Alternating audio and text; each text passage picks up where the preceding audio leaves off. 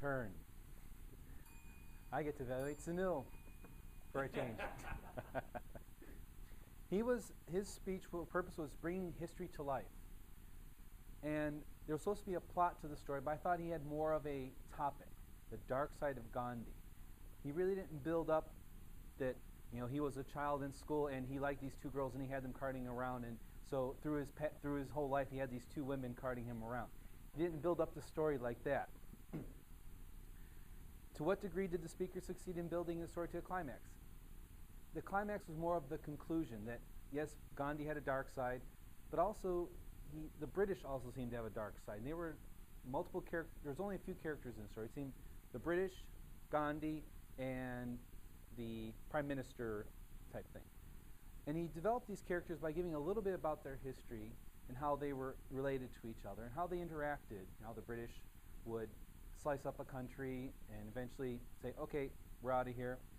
So he gave us that information, and it built up the characters, but it wasn't a story of the British came in, they did this, and after years of parliamentary rule and all that. So he didn't build up necessarily the British.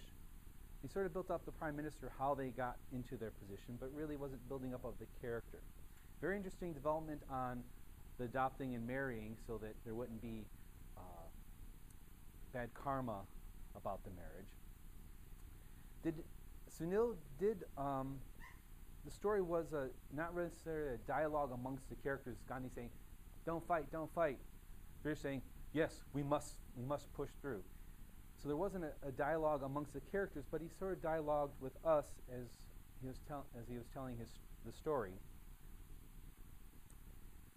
He made good use of description, but it was not a novel-like description, saying, this beautiful country, Gandhi lived over here, and little did we know that he had a giant palace right behind him. And yes, he sat out front in his little hut, and he had this big palace behind him. So there wasn't a building up of describing necessarily where the characters were interacting.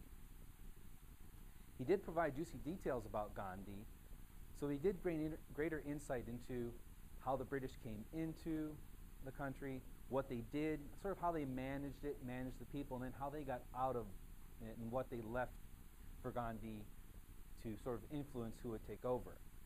Also good juicy detail about the money that's sitting out there. And it was also great knowing that Gandhi sort of had sometimes it seemed like a double standard.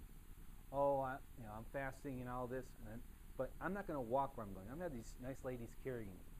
I don't know what the nice ladies look like, but once again, it does provide great imagination. Sunil did not use much vocal variety because he didn't characterize as he was going through this story.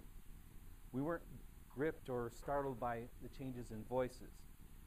And his gestures were not distracting, but they weren't necessarily adding to the story constantly. They're sort of at the side, and he could have portrayed Gandhi and everyone else a little bit more with his hand gestures, like the British and all that. But it was a good piece of information about history that Sunil shared with us, and I'd like to compliment him on his short term, but he did really do it without much notes, so he did know his topic. So thank you, Sunil. Glad to return the favor.